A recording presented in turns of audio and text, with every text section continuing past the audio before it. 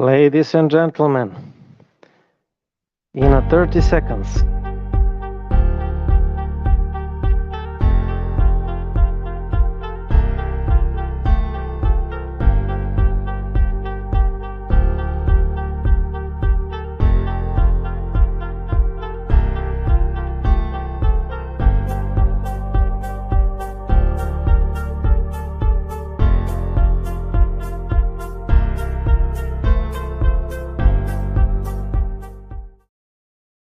Ladies and gentlemen, welcome to the Shamrock Sports Talk Show, Season 1, Episode number 4.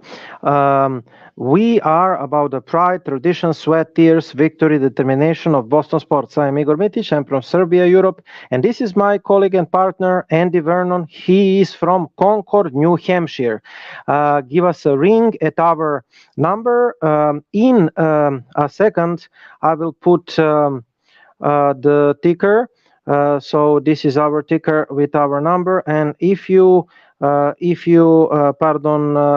call, this is the number, and this is the ticker.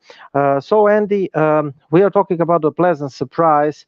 We're talking about the Celtics winning 5 games in a row.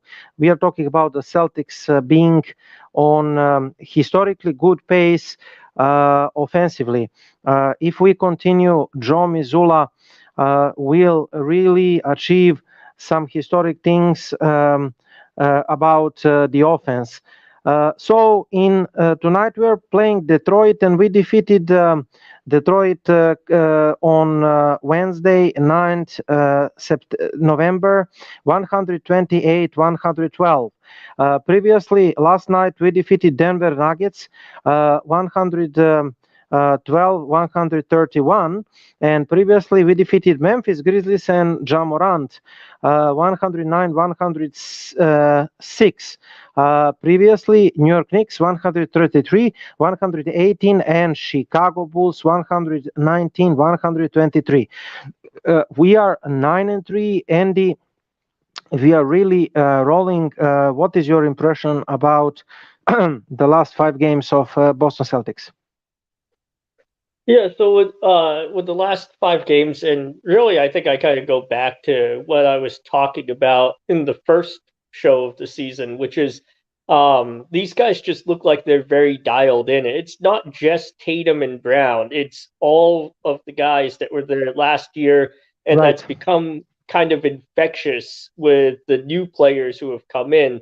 I feel like this team, from Jalen and Jason all the way down to the role players, they took that loss in the finals personally last year.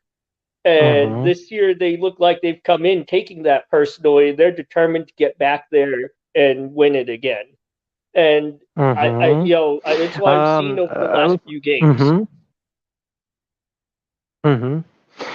First of all, Boston's offense. We have been talking about this in Shamrock Sports Talk Show.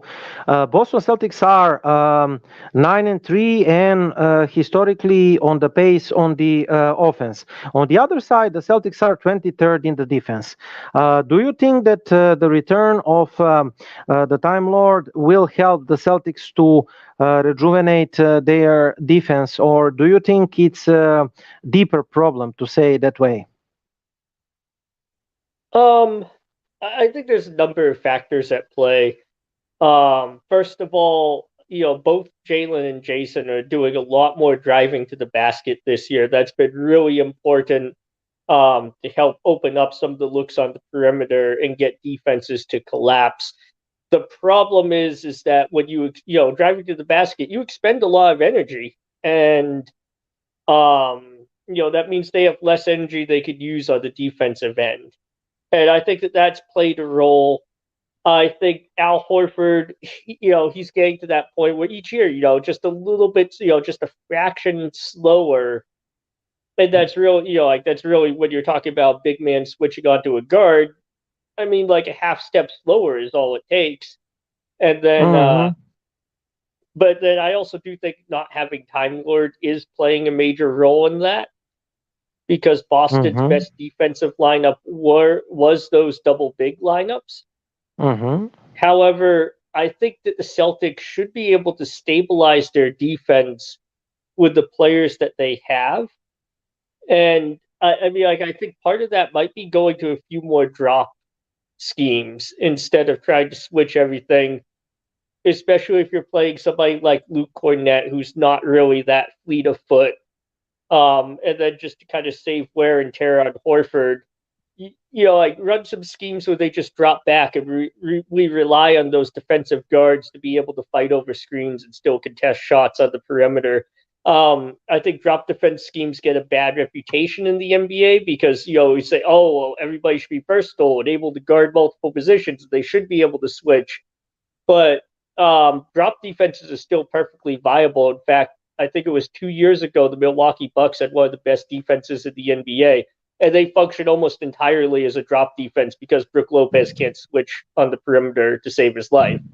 So it's a perfectly feasible defensive scheme, and I think it would work really well for Boston if we kind of mix that in with the switching schemes to kind of keep opposing offenses a little bit off balance.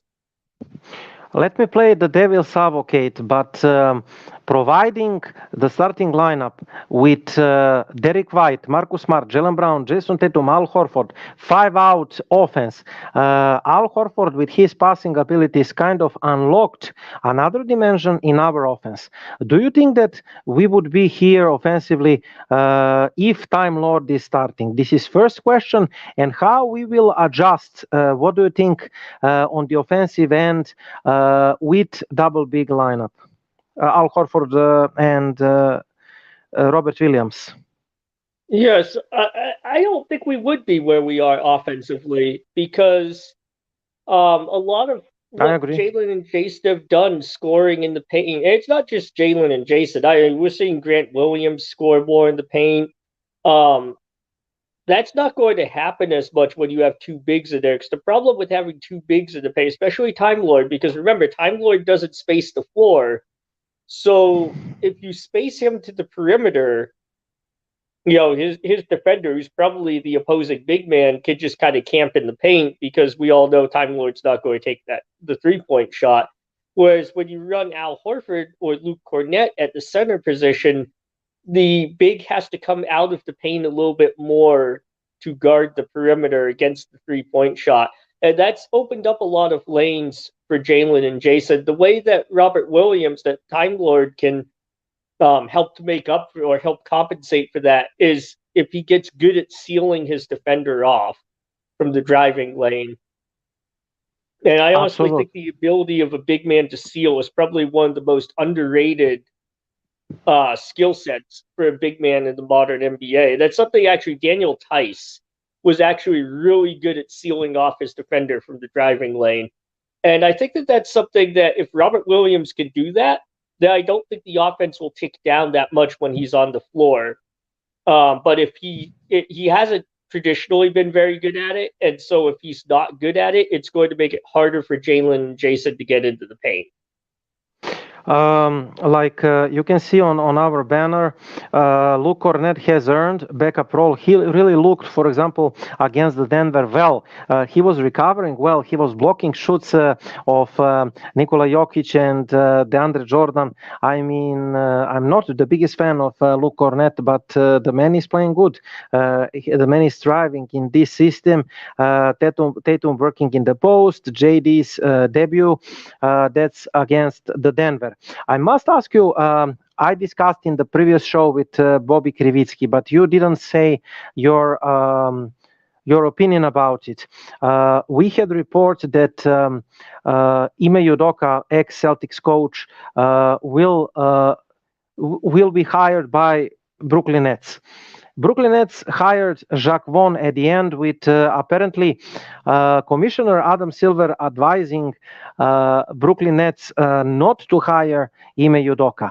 I mean, what do you think about it? What is this? Why this witch hunt against Ime Udoka? I mean, it is not usual those things to happen too much in the NBA. What do you say?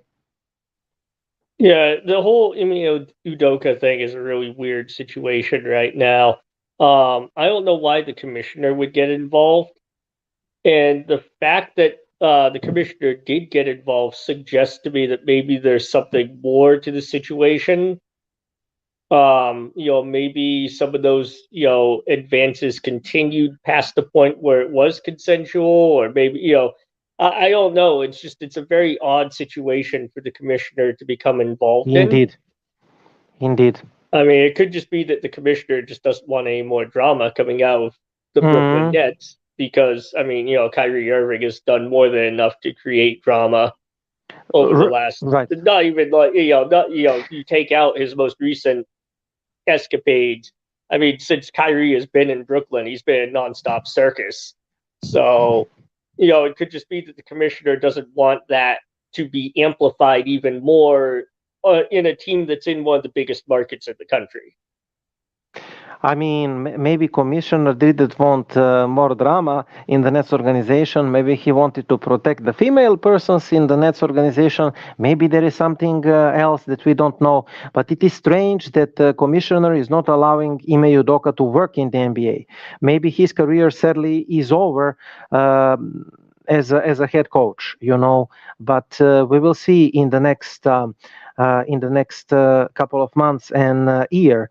Takeaways from Boston Celtics and Denver Nuggets at the Celtics blog. Best win of the year thus far because they are a good team. They are the contenders. They had the best two players, Jamal Murray, Nikola Jokic. Nikola Jokic was sleepwalking through the game, committing bad fouls, but tired of trip and previous game, obviously. But this is not excuse. Brown working early in the lane, late. Pritchard making the most of it. Pritchard played finally, keeping composure. Great Corford game, and like I said, Cornett earning the role. Tatum working in the post. JD's debut. Notes and impressions about Denver Nuggets game. Yeah, so one of the things I saw in Denver that I really liked was that when the Nuggets started to go on a run, it wasn't Jalen and Jason that bailed the team out. I think it was Luke Cornett and Sam Hauser that were the ones that put in some needed points and kind of put a stop to that Right. run. And that's something that's really promising to me because in a lot of years past, um, Boston, other teams have gone on runs when the bench was on the floor, and we've had to put Jalen and Jason back in to stop the run. So this is really promising because what this says is that like we have bench players, role players who can step up and make big plays when they have to kind of stop or change the momentum of a game, and that's something that this team has really lacked over the last few years. And it's really good to see that in a big game against a very good team. And the other thing I saw was, like, it wasn't like Denver was giving Boston easy shots. Like, Boston was making a lot of tough shots. Denver was playing pretty good defense for most of the game. And so that's really promising because it shows that Denver's a very big team. It's a long team. It's a big team.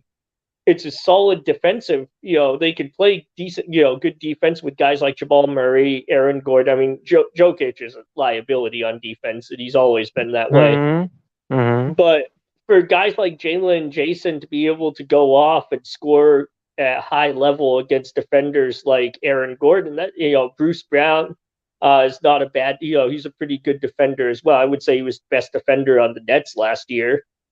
Right. And for them to be able to do that, I think that's a big deal. And also to be able to go in there and get a definitive win against a team that has a big size advantage on them. We've talked before about how Boston, is undersized and we struggle against bigs.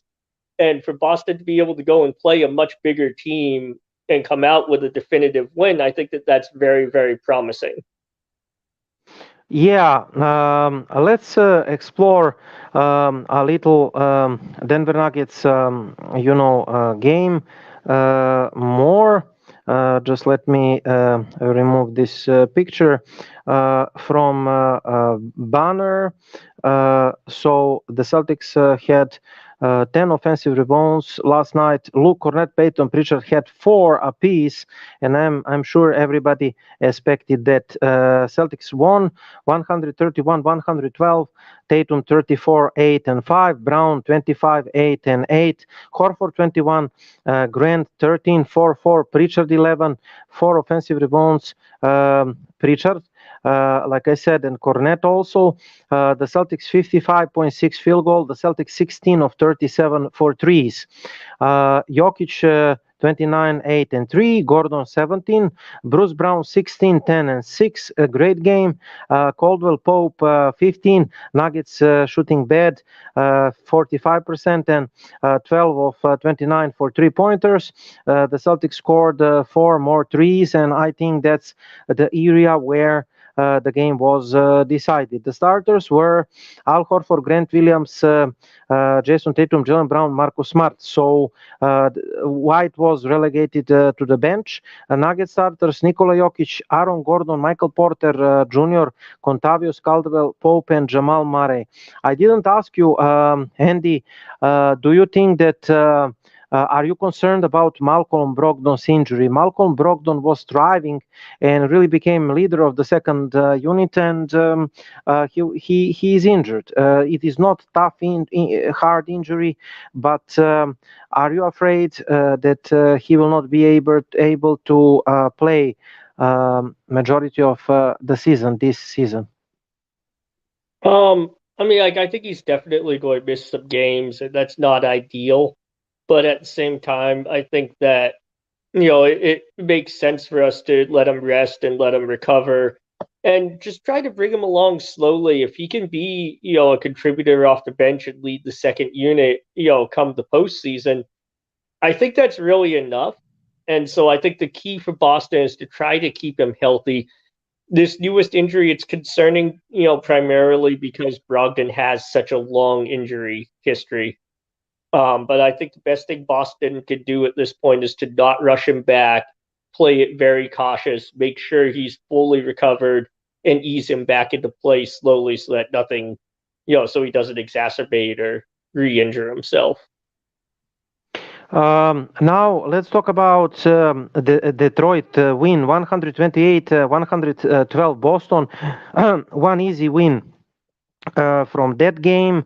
I want to emphasize one thing. Mr. Sam Hussier, he shooted, if I'm correct, 6 of 12 for 3-pointers, 24 points, and 2 rebounds. I'm a big fan of pure shooters. He's reminding me of Gordon Hayward with pure and clean shooting mechanics of Ray Allen. I'm not saying that he will become important player, but from what I see, he's comfortable in the system, in the second unit, and he's contributor. Did you watch the 6 3-pointers? What can we say to this young man? Can we prize Sam Hussier? Yeah, I think I think Sam Hauser is. I think he's a very really good pickup. He was a really good bargain signing for the Celtics. I don't know if I see him so much as a Gordon Hayward type. I mean, like at this point, I'm seeing him more kind of like a Duncan Robinson almost. Maybe Mm-hmm. with a ceiling somewhere around like JJ Redick. Which, like, don't get me wrong. I mean, like JJ Redick is a phenomenal player, and every team out there, I think every single team in the NBA has the need for a guy who could come off the bench and drop a couple 3-pointers every game. Um, I don't think there's any GM in the NBA who would say he doesn't want that. And I think that that's really who Sam Hauser is kind of showing himself to be that type of player, and that's really good for Boston because remember, like going into this season, we thought that was going to be Danilo Gallinari, right? And when Gallinari went out injured for the season, we were all kind of thinking, oh, like now we don't have that guy coming off the bench. And Sam Hauser now looks like he can fill that role because it's not just his 3-point shooting. You also see him scoring in the paint, more so against Denver. He's got a floater. Um, so he does have He's some smart. versatility in terms of scoring. I mean, I'm not saying he's Danilo Gallinari by any means, but then No. again, you can never compare a brand new player with a veteran player. You really can't do that. And if he can come in, and even he doesn't even have to shoot that well throughout the season. He just has to have enough good shooting nights where teams are afraid that when he comes into the game, he's going to drop a couple threes on them, and that will open Mm-hmm. things up more for the other players on the floor. But right now, I've been very impressed by him. It's not just that he makes shots here or there; he makes shots when they're needed. When there's pressure to make shots, he makes them, and that's a really promising sign. Another thing is that Malcolm Brogdon shooted well, 3 of 4. Derek White shooted 2 of 2 for threes. So the bench is playing well in general, and it is showing the pace to become the best bench in the NBA. Hopefully, when Time Lord returns. Talking about, for example, a Memphis win, it was close win, 109-106. The great win against the great team and the good team, the contender at Western Conference, considering that Golden State Warriors are playing really bad and Los Angeles Lakers are going to be maybe lottery team. I mean, Memphis Grizzlies, Denver Nuggets, they are having a good situation. Utah Jazz of Danny Ainge, they are playing top 5 offenses in the NBA, which is surprise. Against Memphis, Grant Williams started 37 minutes, Marcus Smart 35, Al Horford 32, Jalen Brown 38, and Jason Tatum 39. So it seems like Joe Missoula is establishing bench of Derek White, Malcolm Brogdon, Sam Hussein, Noah Vonleh, or Luke Cornett with one of Jalen Brown and Jason Tatum. And the offensive production is not falling because the bench is shooting well. Brogdon, when he's here, shooting well. White is playing great. He's playing better when he's starting, but Sam Hussein, we already prized him, and Grant Williams established himself into the starting lineup. What do you say about Memphis win? I will later analyze their players. Yeah, I thought the thing that stood out to me the most about the win over Memphis was really Jason Tatum. And it wasn't any one play. It was the fact that Jason Tatum, like when the game was getting kind of close or when the Grizzlies looked like they were starting to stage a comeback, Tatum would kind of step up his game a little bit. And, I think, I forget which commentator it was, one of the NBA personalities. He was saying that, it's one of those things where, Tatum knows who he's playing against. He knows that John Morant's name is up there, and they're going to be mentioned together a lot over their careers when it comes to talking about who's going to be the MVP. Who can lead their team farther into the postseason. Those two are going to be compared a lot. It's going to be like John Morant, Jason Tatum, and Jaylen Brown, Luka Doncic. Those are the names that we're going to see coming up pretty much every year. Giannis There's some Antetokounmpo. others I'm sure I'm missing here, but those Giannis are the big Antetokounmpo. Donovan Mitchell maybe. Giannis Antetokounmpo always at the top. Nikola Jokic maybe. Yeah, Giannis, but Giannis and Jokic are really. I feel like they're almost like a generation older than Jason, Jalen, and all of them. Yes, they But I are. think like when we talk about the young players, we talk a lot about Jason Hmm. Tatum. We talk a lot about John Morant, Donovan Mitchell, Luka Doncic. Right, Um, right. is I don't think there's anybody else I'm missing there. LaMelo Ball when he comes back from injury.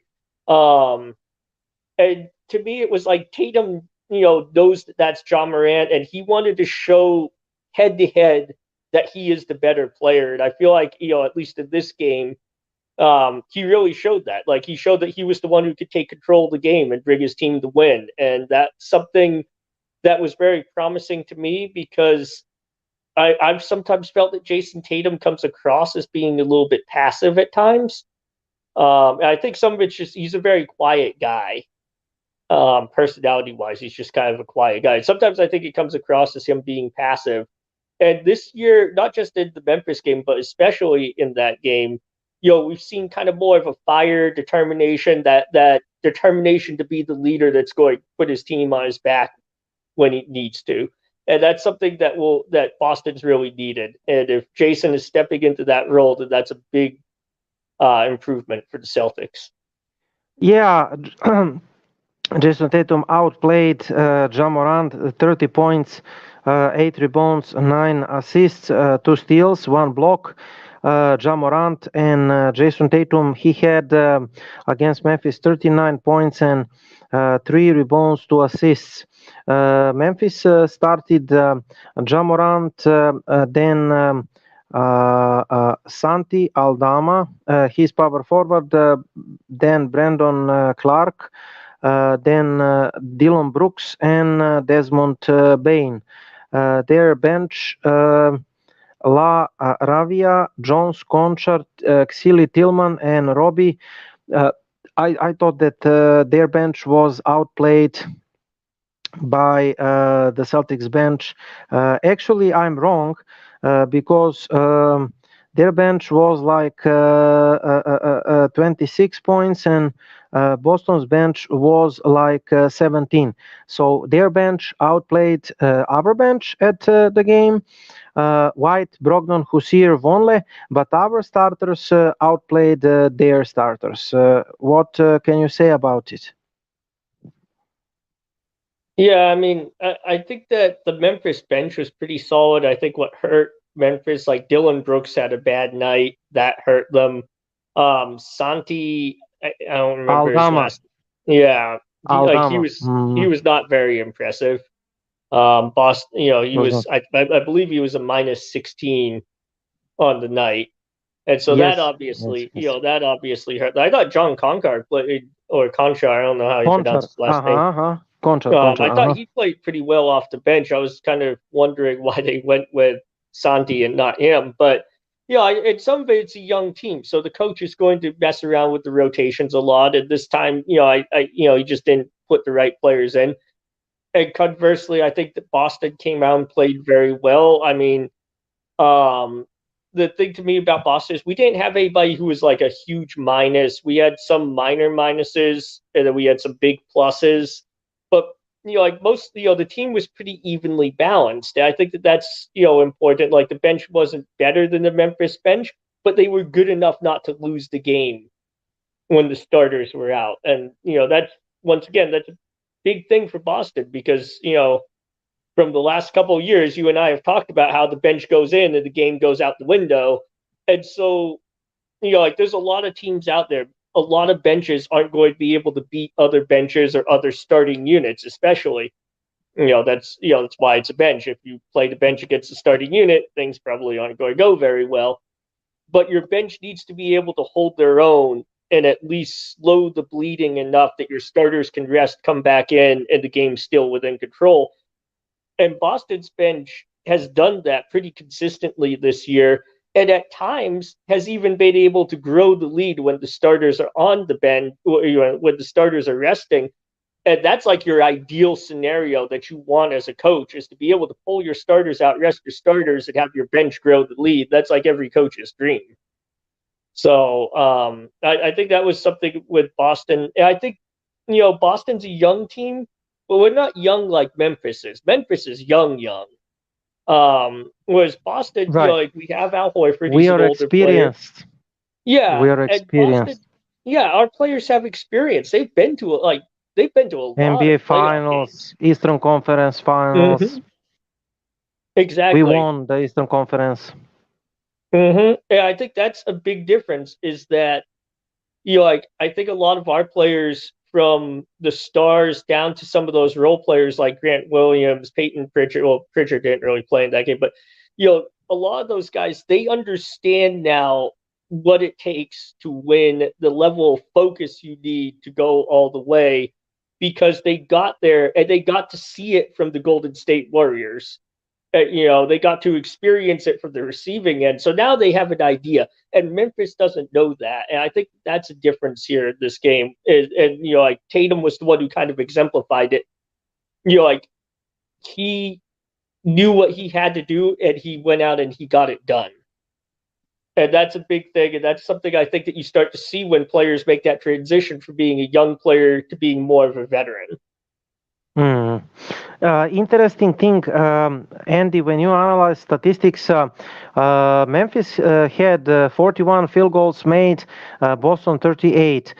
Three-pointers 15-12 made for Memphis. They are actually +9 from three-pointers. Do you know where did we kill them? At the 3 points and the free throw line.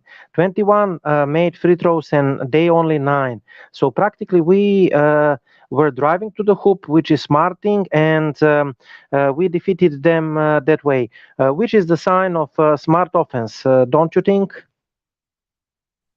Yeah, and that's something that's been really good this year for Boston. And Jalen and Jason, it's most obvious with, but we're also seeing a lot of these other guys who are going into the paint and scoring in the paint. Like we've seen Grant Williams score in the paint this year. I talked about Sam Hauser. We've seen him demonstrate a floater in the in the interior areas. Horford, obviously Horford's never had a problem scoring up close. But that's really big, Mm, because getting those free throws on nights when you're not hitting more from beyond the arc, you know, first of all, that gives you points. Second of all, when you're making the other team accrue fouls, that's going to affect how they play defense. When their team foulers get up into that four, when they have 4 fouls for the team, all of a sudden you have to sag off a little bit because you don't want to go into the penalty, so if you have to do that, all of a sudden your defense is a little bit less tight, and that opens things up more for shooters and for scorers. And that's one thing I think it's been really good for Boston. And the other thing is just Jason Tatum and Jaylen Brown, like they are incredibly hard to stop on the drive. They're just they're so long, they're so athletic, they they have so have many bag of different ways they could tricks. finish. They have bag of tricks right now. Bag of tricks how they can score. You're totally correct. I want to ask you about the standings. So Eastern Conference, it seems like expected. Milwaukee Bucks 10-2, Boston number 2 9-3. Personally, I'm expecting this to be Eastern Conference Finals, bearing big surprise. Number 3 Atlanta, number 4 Cleveland. I don't think they have the potential to eliminate Boston, despite Cleveland defeated us twice, and the people will say, "Well, what do you talk, Igor?" Because the Cleveland defeated us twice. Garland is really good, Donovan Mitchell and Lavert, but I really don't think that the Cleveland has the quality to eliminate Boston in the playoff series. And Atlanta, I don't think that Atlanta can eliminate Milwaukee. So Toronto, Washington, New York, Chicago, number 8. Do you know which teams are really bad surprise this year? Brooklyn Nets number 9, which is understandable considering constant drama to them. Indiana number 10, they're, rebuilding team. Philadelphia number 11, they should be contenders and top four teams, right? Miami number 12, 5 and 7. What is happening to Miami? Orlando, okay, they have Paolo Banchero, they are rebuilding team. Charlotte, Detroit, we don't expect them to be playoff teams, but Philadelphia and Miami, man, alongside Brooklyn, we definitely expect them to be the playoff team. It seems like New York Knicks will creep somehow into the playoffs eventually if a lot games to play. But if Philadelphia and Miami and Brooklyn continue to struggle, New York Knicks and Chicago, Washington number 6, Toronto, we don't expect them to be the playoff team, to tell you the truth, especially not Toronto and Washington. New York Knicks, so. Chicago is solid team, but Philadelphia and Miami, man, 11 and number 12. Do you have some thoughts about them? In terms of Miami, I don't think that's going to last. Spoelstra is too good of a coach. They have too many good players. I think they'll come back. I think they'll make it to the playoffs. The problem for Miami is I look at them, they're the same team that they were last year. They lack perimeter firepower because, who shoots the 3-point shot well on Miami outside of Tyler Hero? Duncan Robinson, but he's not playing. Yeah, he's not He's playing. So buried to the bench. I mean, the lakes of Caleb Martin and those kind of guys, they are firing threes, which is not understandable to me. But whatever. yeah, so I think Miami will make it to the playoffs. I actually would expect if they are still doing poorly, I expect them to be active at the trade deadline because I don't think they have the pieces to make a trade. Mm. And I think they will if they think they're going to miss the playoffs. Um, Hmm. Brooklyn's just a drama. Like they are running circus, and What what can we expect? The obvious question is, number one, how do you see Jacques Vaughn as a coach? He was coaching, if I'm correct, Orlando Magic. He's solid coach, but nothing spectacular. Jacques Vaughn. And question number two: do you think that Kyrie's career is over? I don't know if Kyrie's career is going to be over. I mean, I think there are teams that are desperate enough to fill seats that they'll get, that they'll sign him. What Mhm. I will say is that I don't see a lot of contending teams being super eager to get Kyrie to bring Kyrie Irving in Right. because like Kyrie's just we talked about what it takes to be a team member, right? Um, and you have to be reliable. Kyrie's Like that's one of the biggest things. Kyrie is totally opposite of a good team member. When you think about the Yeah. bad team member, you think about Kyrie. Well, what we see with Kyrie is over and over and over and over and over again at every single turn, he always makes decisions in a self-centered way. He makes decisions based off of what does Kyrie want to do. And I don't even think he thinks about the team. Mm, He doesn't think about the other people who are depending on him to come into work and do his job. mm, He just thinks about what do I want to do right now. That is a very selfish attitude, and that's not something that's going to help a team win. And we've seen, we saw what he did in Boston. Now we're seeing what he did in Brooklyn, over the last couple of years between his whole, not wanting to get vaccinated. And then, well, before that, he just decided, no call, no show his team and just not show up to work. And now his most recent, escapade, which is incredibly stupid. Like, yeah, of course, Kyrie has the right to say whatever he wants to say, same as any other person in the U.S. Okay, right. but here's the thing: is like if people are going to be outed on social media and fired because they attended, like a right wing rally, a right wing political rally, then posting something that is viewed as being discriminatory in nature on your social media in a neighborhood that has a large population of people that consider it to be discriminatory because Brooklyn has a very large Jewish population. That's just stupid. It's just like the height of stupidity. It's like you have zero situational awareness whatsoever as to Absolutely. who you are, where you're working, who your audience is, and you have no professional Absolutely. responsibility because as a professional, if you're a public personality, your social media is part of your professional image, right? Same way as like if I go and post something as the in the zone sports network, that's the professional image. Or if I post something using my Facebook account that is used on In the Zone, that's part of my professional image.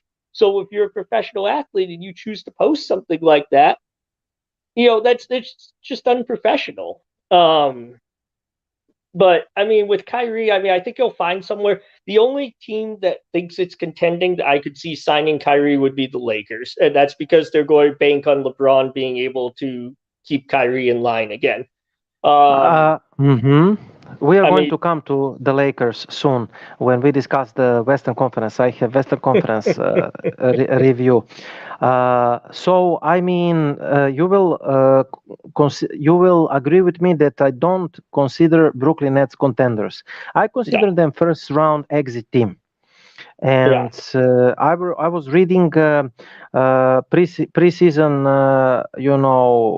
announcement that they will be title contenders, and I laugh about it, but remain to be seen.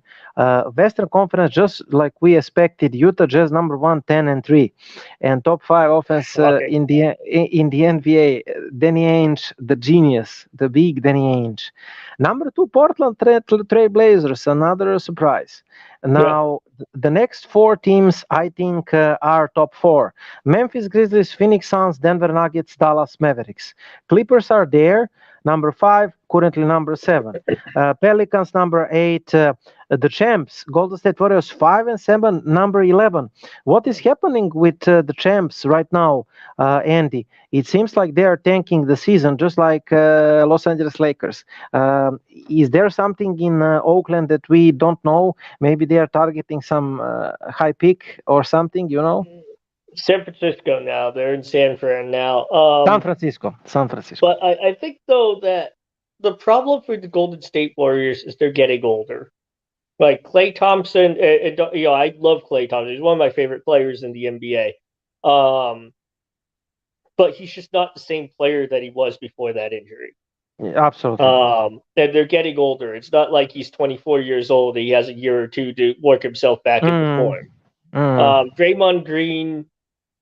I mean, Not the I same. like Draymond, contrary to a lot of other Celtics fans. I actually like Draymond Green quite a bit, Mm, but his game's always been limited by the fact that he can't shoot very well. And that wasn't a yes, big issue when you had KD, Klay Thompson, and Steph Curry. Now we're he's starting not to the see that same. that's a little bit more of an issue. Mm, he's not the same. I mean, they have the young guys like Jordan Poole, James Wiseman, if he plays ever, drafted to be an all-star potentially, but I mean, he didn't play too much. Golden State Warriors in the trouble. We will see what happens. Minnesota 13, Lakers 2-10. Our favorite topic. What can we say smart about? Lakers. Do you think that LeBron James is done? Should he retire maybe to preserve the legacy and further humiliation? Or do you think that he will play as long as his body is carrying him? I don't know. I feel like LeBron is one of those guys who will play until, as long as his body lets him play at a high level. I think he's kind of like Tom Brady in that sense. Those guys, they've just been playing the sport. They're such great competitors. They've been that way for so long. Like, I mean, like they're just not. I think it's going to be hard for him to sit on the couch and watch the NBA if he thinks that he was able to play. Mm, And I don't really view what's happening in LA as any sort of mark on LeBron's legacy. I mean, LeBron is still LeBron, and as much as Celtics mm, fans, we love to hate LeBron, he's an mm. all time great player. Top five. Mm, Yeah, I mean, he's an all time great player. What's really happened in LA is, whoever designed that roster is, yeah, like knows nothing. A Nick 5-year-old who Kupchak. plays 2K knows more about roster construction than the Lakers front office does. Um, Mick Kupchak. and it's just like I remember when they first talked about Russell Westbrook going to the Lakers, and all the analysts on TV were saying, "Oh, it's going to be his unstoppable big three." I was like, Yeah, "You just, you just, contenders you just brought in three people who all need to be basically within the 3 point carrying the arc ball. to be at their Mm. best." And Russell Westbrook is just like Kyrie Irving, antipode of the team player. He is the player that is a statistic chaser, in my opinion, just like Carmelo Anthony, for example. You Yeah, know. I think part of the problem is, like Russell Westbrook never. Well, I mean, like early on in OKC when he had KD and James Harden, but after that, you think about it, for a large stretch of years in his career, he never had to be a team player. Like he never had to fit himself into a team concept. The team concept was Russell Westbrook, right? In OKC, after KD left, that was the team concept Mm. was Russell Westbrook. Mm. And it's hard when you're a good player to go from that to going from you have to be like the number three guy who has to adjust all the aspects of his game to fit number one and number two. And I think that's been hard for him. And there's definitely been a kind of a degrading of his ability to get to the rim. And that's hurt him as well because it's basically Westbrook's never been a great 3 point shooter. Mm. Um, Mm. but he was good because he could explode to the basket. That's just not there for him anymore. And now we're Mm. kind of seeing, now we're kind of, it's become glaringly obvious because 3 point shooting is the one thing that the Lakers really need. So it's really obvious that he can't do it. Mm. Um, Uh, Absolutely. So dark times in Los Angeles, Andy. Uh, it's not that we do not enjoy about it. We are enjoying in it, but yeah, dark times, and I think Golden State will be good. Will be playoff teams, but maybe this is the season where they will not be in the NBA Finals. Maybe even yeah, the not two, in. I'm not going to Mm, count them out, not with Steph Curry, not with Steve Kerr. yes. The Mm, Warriors I won't count out, and the other one I won't count out in the West is the Mavericks. Luka's really Mavericks. good, and he's the type of Mm, player who can put a team on his back through a playoff series. We've seen them do it. So mm, I think the Mavs are going to be in it until they're not. I think the Warriors will be in it until they're not. I just want to say one mm, last thing about the Lakers. Imagine if they hadn't mm, traded for Anthony Davis and they kept all those young players. mm. They would be really good. They would be Contavious Caldwell Pope. We saw him last night. He is Yeah, the Brandon sniper. Ingram. He is the sniper. Brandon Ingram, man. I mean, so what is his name that he was claiming that he is better than Jason Tatum? Not Ariza, but that other guy, blonde guy. Never mind. So in Atlanta, Kuzma. uh, Kuzma. Yeah, So I mean, we will see what happens. I totally agree about Warriors not counting out, but maybe this is the season where they skip yeah. results. They have empty seasons, and then they return. Returning to the Boston Celtics at the end, currently they are playing against Detroit in the second half, and they are leading 34-32. Joe Mazzulla is starting Marcus Smart, Blake Griffin, Grant Williams, Derek White, Jason Tatum, because Al Horford is not playing. But Detroit is using this kind of stuff, especially their big men. I mean, Ivy is having 10 points, Hayes having 8 points, Corey Joseph 5 points. Detroit is bad team. I mean, for the start of the first half, first period, we are struggling with Detroit. Any thoughts about it?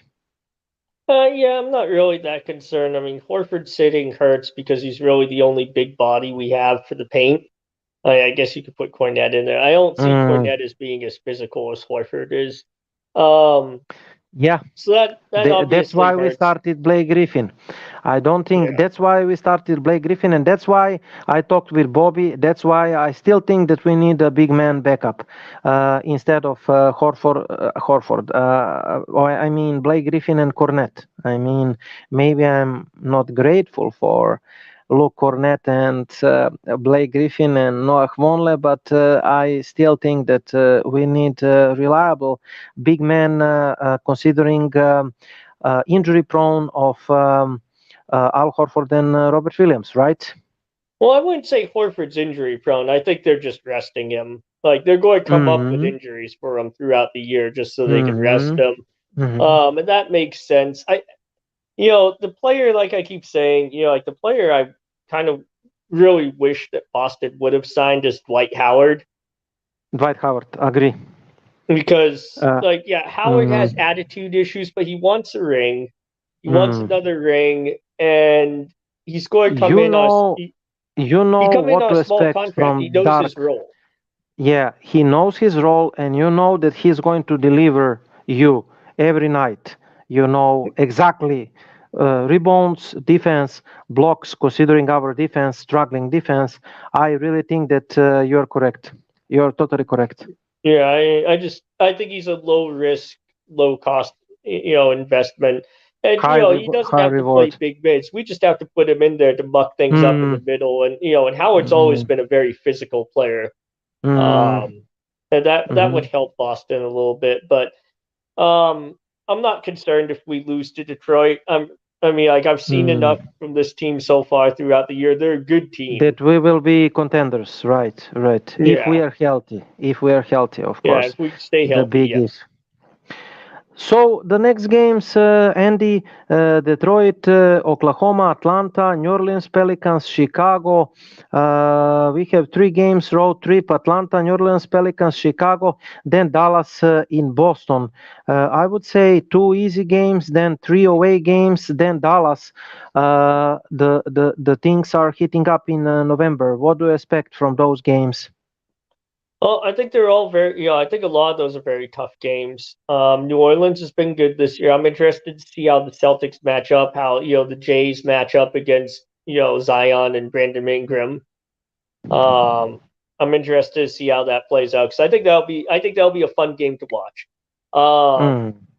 Dallas is going to be tough for us. I don't know what it is, but we struggle with the Mavericks.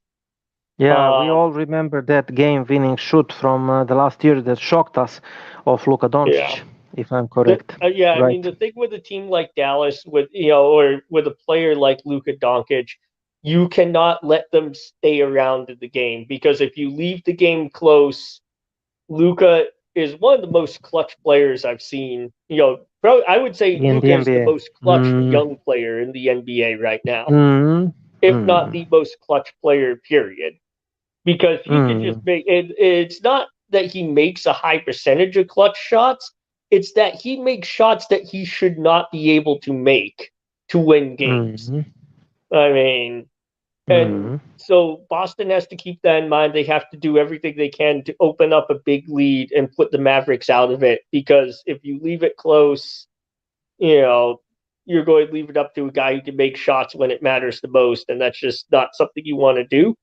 Um, But I think of those games coming up, I think the most exciting ones to watch are going to be and the Pelicans and the Mavericks. But I think the Pelicans, it's going to be a lot of fun to watch Jalen and Jason go at it with Ingram and Zion. I think that'll be a really fun game to watch.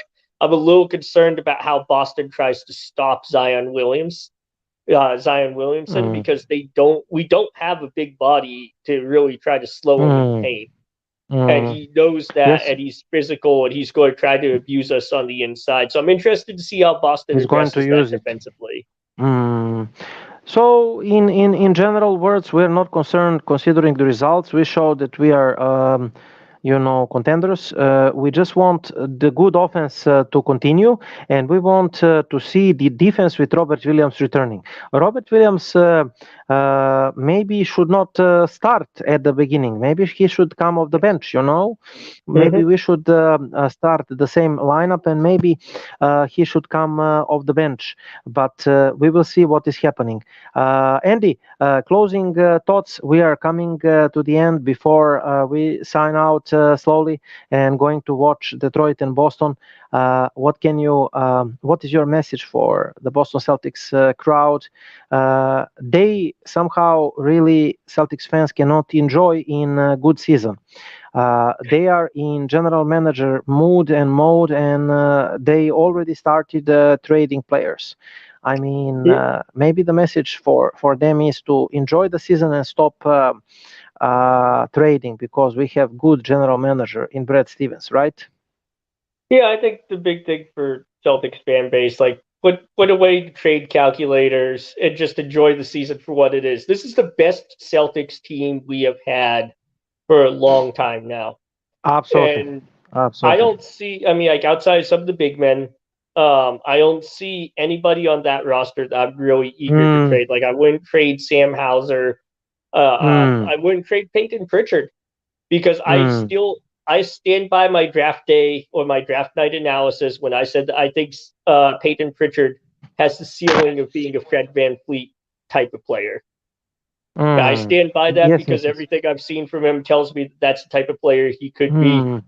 Mm, It took Van Fleet what, like 2-3 years to really come into his own and mm, become the player he is now. And I think Peyton Pritchard has that same, he has that same drive. He has a lot of the same skill sets. He's tenacious. He works hard.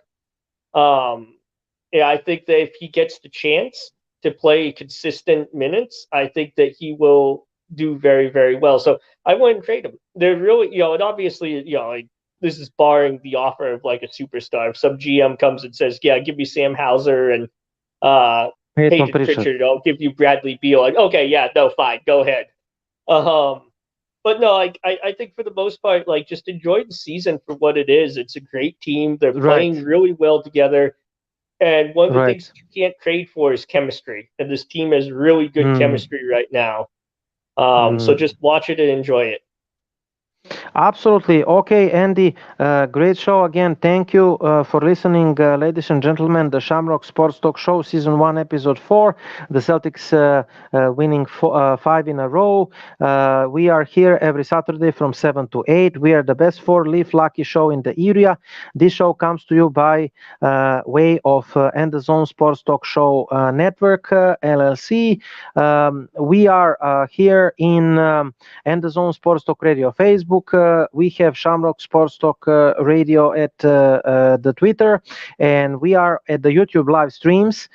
Kevin Dixon sent the Zone Sports Talk Radio channel, and all episodes there on demand. And of course, Kevin Dixon profile and the Zone Sports Talk Radio live. Thank you, Andy. Thanks, ladies and gentlemen, for listening. Go Celtics, and we will talk with you the next Saturday, 7 p.m. Eastern, Andy and me. So go Celtics, and have a good evening, all.